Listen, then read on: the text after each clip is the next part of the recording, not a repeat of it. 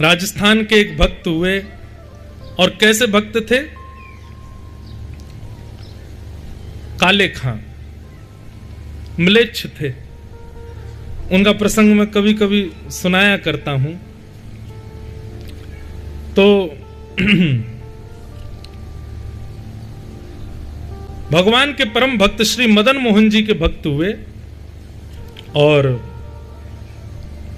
ऐसी भक्ति करते थे ठाकुर जी की। पहले तो इनको केवल मंदिर में साफ सफाई का काम दिया गया था, तो केवल अपने घर को चलाने के लिए, रोजगारी के लिए मंदिर जाया करते थे, कोई भगवान के प्रति भाव नहीं था। लेकिन नित्य इसी भाव से मंदिर जाने का यह प्रभाव हुआ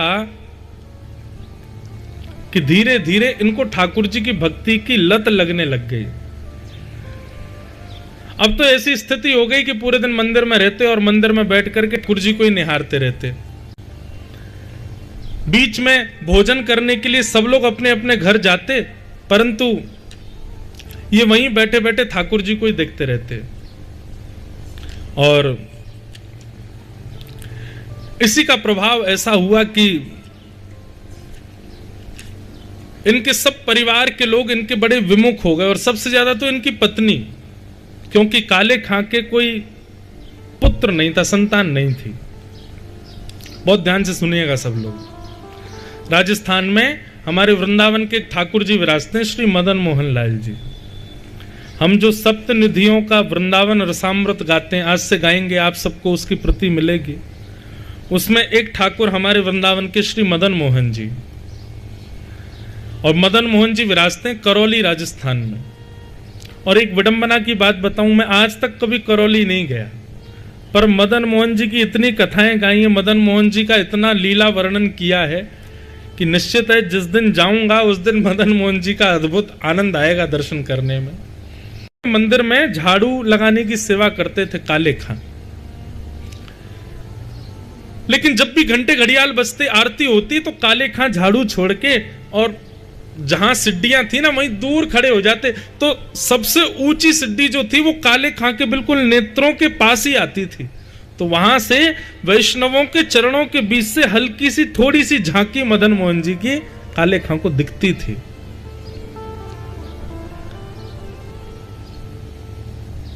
बिना भाव के ही काले खां देखता था, लेकिन धीरे धीरे धीरे धीरे वो भाव सृजित हो गया। बंधुओं, ये बात निश्चित है कि आपके चित्त में ठाकुर जी के प्रति भाव उत्पन्न हुआ है ना, तो ये आपका भाव नहीं है, ठाकुर जी का भाव आपके प्रति उत्पन्न हुआ है। सबका नहीं उत्पन्न होता ठाकुर जी के प्रति। सब जाते हैं मंदिर दर्शन करने पर, सबको तो वो पाषाण ही दिख रहे, वही राधा रमण जी हैं, वैसे ही नेत्र हैं, वैसी पोशाक है, वैसा ही आभा प्रभा मंडल है उनका, वैसा ही मंदिर है, और खड़े भी सब वैष्णव एक साथ हैं, लेकिन सबके चित्त में एक जैसा भाव नहीं है ठाकुर जी के लिए। लाखों लोग दर्शन करते हैं, पर मीरा जैसा भाव थोड़ी है। मीरा को जो दर्शन होता है वो अलग है। तो इसका ये बात प्रमाणित है कि जब ठाकुर जी एक ही हैं, दर्शन करने वाले इतने हैं, तो फिर सबको अलग अलग क्यों? बोले जिसके चित्त में प्रेम लक्षणा भाव उत्पन्न हो रहा हो, समझ लेना उसके चित्त में नहीं हुआ है, ठाकुर जी के चित्त में उसके लिए प्रेम प्रकट हुआ है, इसलिए उसको प्रेमी दिख रहे हैं। कभी श्री राधा रमण जी का दर्शन करो, राधा वल्लभ जी जाओ, बिहारी जी जाओ, और दर्शन करते समय दर्शन हो गए। अब दर्शन होने के बाद क्या होता है? मंदिर से निकलो, लेकिन सब खींचते रहे और आपके पैर बार बार कहें नहीं एक बार और देख लो, बस एक बार और निहार लें, अभी थोड़ा सा और देख लें, अभी मन भरा नहीं। अरे ट्रेन का समय हो रहा भाई, गाड़ी निकल जाएगी हमारी, अभी निकल जान दो, कल चले जाएंगे, नहीं एक और देखने दो। ये स्थिति हो जाए तो यही समझना आपके चित्त में नहीं प्रेम आया है, उनके चित्त में आपके लिए प्रेम आया है। काले खां एक मुस्लिम परिवार में जन्मा व्यक्ति, ना कभी उसने भागवत सुनी, ना कभी उसने राम कथा सुनी, ना उसने कभी भक्ति अनुष्ठान किए, कभी गंगा जी में स्नान भी नहीं किया होगा, यमुना जल का पान भी नहीं किया होगा, बिल्कुल पवित्र नहीं था। उस काले खां को मदन मोहन जी प्रिय लग गए, तो इसमें आप क्या लोगे? यहां हमारे शास्त्र कहते हैं इतने नियमों का पालन करो तब ठाकुर जी से प्रेम होगा, और यहां तो काले खां ने कुछ भी नहीं किया, फिर प्रेम कैसे हो गया? ठाकुर जी ने प्रेम किया है उससे, इसलिए प्रेम हो गया। दो स्थिति हैं ठाकुर जी को प्राप्त करने की, या तो बताए गए साधनों पर चल के आप अपने आप को इतना योग्य बनाओ कि ठाकुर जी से आपका प्रेम हो जाए, या फिर प्रतीक्षा करो कि ठाकुर जी को पता नहीं कब किस ना जाने कौन से गुण पर दयानिधि रीझ जाते हैं, या फिर ठाकुर जी आप पर रीझ जाएं, तो फिर आपके अंदर कोई गुण नहीं होगा तो भी उनको प्रिय लगोगे। काले खां पर ठाकुर जी रीझ गए और काले खां को मदन मोहन जी प्रिय लगने लगे। अब तो काले खां पहले तो जाता था वेतन लेने के लिए काम करता था, पर अब तो वो कार्य करने इसीलिए जाता था कि मदन मोहन जी दिख जाएंगे। घर परिवार के लोग डांटने लगे, फटकारने लगे, पत्नी कहने लगी इतने वर्ष हो गए ब्याह को, हमारी कोई औलाद नहीं है, हमारे कोई पुत्र नहीं है। परिवार के दूसरे लोग कहते बोले होगा कैसे, अपने खुदा को छोड़ करके दूसरे को भजेगा तो फिर वो कहां से देगा? जब अपने खुदा से गुहार करेगा, नमाज आदि करेगा, उनसे प्रार्थना करेगा तभी तो वो देंगे। अपने बादशाह को भजता नहीं है, दूसरों के बादशाहों के पास जाएगा, दूसरों का बादशाह तो दूसरों की सुनेगा ना। ये ताने रोज सुन सुन करके काले खां और घर का आना बंद कर दिया उन्होंने। बोले क्या करूं, घर जाता हूं सब सुनाते हैं। एक दिन इतने परेशान हो गए काले खां, मदन मोहन जी के सामने खड़े खड़े बोले, हे मदन मोहन जी, मुझे पुत्र की कामना नहीं है, पर मैं चाहता हूं मेरी पत्नी का मुंह बंद हो जाए। मैं चाहता हूं मेरे परिवार वाले जो ये ताना मारते हैं मेरे ऊपर, ये ताने बंद हो जाएं, ताकि मेरा आपके दर पर आना बंद ना हो, इसलिए मुझे पुत्र दे दो। देखो पुत्र मांगने का तरीका क्या था। काले खां खड़े हैं सामने, मदन मोहन जी ने कृपा की और कुछ दिन बाद ही खबर आ गई कि काले खां के घर में उनकी पत्नी गर्भवती है। अब तो काले खां और जाते हैं और जितने लोग ताने मारते थे उनसे कहते थे आप बोलो, अब तो मैंने खुदा को नहीं भजा, कहां से आ रहा है ये संतान, ये हमारे मदन मोहन जी दे रहे हैं। तो सब लोग चुप हो जाते, कुछ कहते नहीं। पुत्र ने जन्म लिया, धीरे धीरे पुत्र बड़ा होने लगा। काले खां बड़े प्रसन्न थे क्योंकि अब उनको कोई टोकता नहीं, कोई रोकता नहीं। वे नित्य सुबह मंगला में जाते हैं और 8 प्रहर का दर्शन करके फिर आते हैं घर पे। लेकिन सब कुछ सीधा सीधा चलता रहे, इसमें भी हमारे ठाकुर जी को चैन तो पड़ता नहीं है। ये बात बिल्कुल निश्चित है, आपका अगर सब कुछ ठीक ठाक चल रहा है ना तो घबराना, कभी तो कुछ ना कुछ होगा, क्योंकि ठाकुर जी सीधा सीधा चलने देते ही नहीं है भैया। और जिसका सीधा सीधा चल रहा हो समझ लेना ठाकुर जी की उस पर दृष्टि नहीं है। जो नेक नेक में गिर रहा हो, नेक नेक में लुढ़क रहा हो, नेक नेक में चिंता बढ़ रही हो, समझना पूरी पूरी दृष्टि। भाई क्लास में जो फ्रंट बेंचर होता है उसी पे ही सबसे ज्यादा दृष्टि पड़ती है टीचर की। उनका तो नाम ही बैक बेंचर्स है, वो तो पढ़े लिखे गंवार, वो गंवारी माना जाता है उनको। क्यों? टीचर देखे ना, इसीलिए तो पीछे बैठते हैं। सबसे पहला क्वेश्चन ही किससे पुटअप किया जाता है? जो सबसे आगे बैठा हो। बार बार प्रश्न जीवन में आ रहे हैं, बार बार उथल पुथल आ रही है, तो समझो आप फ्रंट बेंचर हो ठाकुर जी की क्लास के। तो सब कुछ ठीक रहे, इसमें ठाकुर जी राजी तो रहते नहीं है। 8 वर्ष की आयु हो गई काले खां के पुत्र की। यमुना के तट पर नदी के किनारे खेल रहा था और एक काले सर्प ने उनके पुत्र को डस लिया। मृतक अवस्था में पड़ा है। कुछ मित्रों ने जाकर के काले खां की पत्नी को बताया, आपके पुत्र को सर्प ने डस दिया। पत्नी दौड़ी दौड़ी गई, अब सोचने लगी कहां जाऊं, तो बोली मंदिर में काले खां को बताते हुए जाऊंगी पुत्र के पास।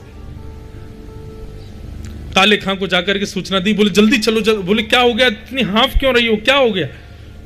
बोले हमारा पुत्र खेलने के लिए गया था, उसको सर्प ने डस दिया है, जल्दी चलो, कोई वैद्य बुला के लाना पड़ेगा, कोई झाड़ा देने वाला बुलाना, पुत्र मर जाएगा हमारा।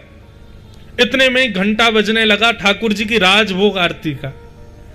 जैसे ही राजभोग आरती के घंटा बजा, काले खां बोले अरे तू जा, जल्दी जा, मैं आरती करके आता हूं। काले खां की पत्नी बोली, तुम कैसे काफिर हो? हमारा पुत्र मरने वाला है, उसको सर्प ने डस दिया है, तुमको अभी भी ये कालिया दिख रहा है, इस मदन मोहन की शरण में बैठे हो। काले खां, भूलो मत, इन्होंने ही दिया है वो हमको। बोले इन्होंने दिया है तो फिर ये बचा लें आज उसको। ऐसा कहकर के और भी कई बातें कहकर के पत्नी तो वहां से चली गई। काले खां मदन मोहन जी को देख रहे हैं, नेत्रों से आंसू गिर रहे हैं। काले खां कह रहे हैं, आपको अच्छा नहीं लगता ना कि हम ठीक ठीक रहें? सब कुछ ठीक तो चल रहा था, 8 सालों से किसी ने मुझसे कुछ नहीं कहा। 8 सालों में एक दिन भी ऐसा नहीं गया कि मैंने आपकी कोई आरती छोड़ी हो, मेरे किसी भी दर्शन में अवकाश आया हो। फिर ये आज कौन सा नया खेल खेल दिया आपने? काले खां तो दर्शन करते रहे, ठाकुर जी को देखते रहे।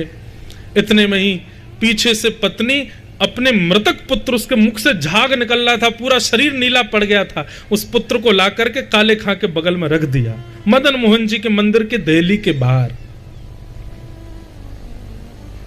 बोले बहुत कहते हो ना कि मदन मोहन जी ने दिया है, कह दो उनसे कि बचाएं इसको। यदि आज मेरा पुत्र बच गया तो मैं तुम्हें वचन देती हूं, तुम्हारे साथ साथ मैं भी इनकी दासी हो जाऊंगी। अब बात तो सुनो पहले पूरी, अभी बचने तो दो उसको। आप लोग भी पहले ही पूरा क्लाइमेक्स खत्म कर देते। काले खां सामने खड़े हैं। बंधुओं, काले खां की भक्ति में एक बात देखी, उसने कभी भी अपने लिए कुछ नहीं कहा ठाकुर जी से। वो अभी भी मदन मोहन जी से कहता है कि नाथ, मुझे ये नहीं चाहिए कि आप मेरे पुत्र को बचाओ, मैं बस ये चाहता हूं कि आप मुझसे छूटो, ऐसा कुछ भी मेरे साथ ना हो। अगर आप मुझे ये वचन देते हो कि मेरे पुत्र की मृत्यु पर आप मुझसे दूर नहीं होगे तो मुझे ये भी स्वीकार है, लेकिन यदि मेरे परिवार ने आपको मुझसे दूर किया और उसमें कारण पुत्र की मृत्यु बने तो मैं आपसे हाथ जोड़ के प्रार्थना करता हूं, इसको बचाओ। मैं इसके बिना रह सकता हूं, परिवार के बिना रह सकता हूं, लेकिन आपके बिना नहीं रह सकता, और मेरा परिवार मुझे आपके संग रहने नहीं देगा। तब आज भी मदन मोहन जी के मंदिर में ये पंक्ति गाई जाती है कभी कभी आरती के बाद। उर्दू के अल्फाज हैं काले खां के। आज तक कभी मंदिर में नहीं गया है, दिल्ली पे से ही दर्शन करता है ठाकुर जी का। मुसफ़्फ़क़ सफ़ीक रफ़ीक दिल दोस्त मेरे, अपने पुत्र के शव के सामने मदन मोहन जी से काले खां कह रहा है, मेरी नजदीकी हकीकी ख्याल कीजिए, मेहरबान कदरदान आला तू जहान बीच, मुझसे गरीबों का गुनाह माफ कीजिए। काले बेकरार खड़ा तेरे दरबार बीच, नंद के कुमार जरा गौर अब कीजिए। हिंदुओं के नाथ तो हमारा कोई दावा नहीं, जगत के हो नाथ तो हमारी सुध लीजिए, जगत के हो नाथ तो हमारी सुध लीजिए। कारे बेकरार खड़ा द्वार तेरे, नंद के कुमार अब गौर कुछ कीजिए। हिंदुओं के नाथ हो तो हमारा कोई दावा नहीं, अगर आप केवल हिंदुओं के नाथ हो तब तो हम पर कृपा होनी असंभव है। पर मैंने तो सुना है दुनिया के लोग आपको जगन्नाथ बुलाते हैं, आप जग के नाथ हो। हिंदुओं के नाथ तो हमारा कोई दावा नहीं, पर हो जगत के नाथ तो हमारी सुध लीजिए। काले खां ने ये पंक्ति जैसे ही पूर्ण की, पूर्ण करते ही देखा कि काले खां के हाथ को पकड़ा उसका पुत्र बगल में खड़ा है।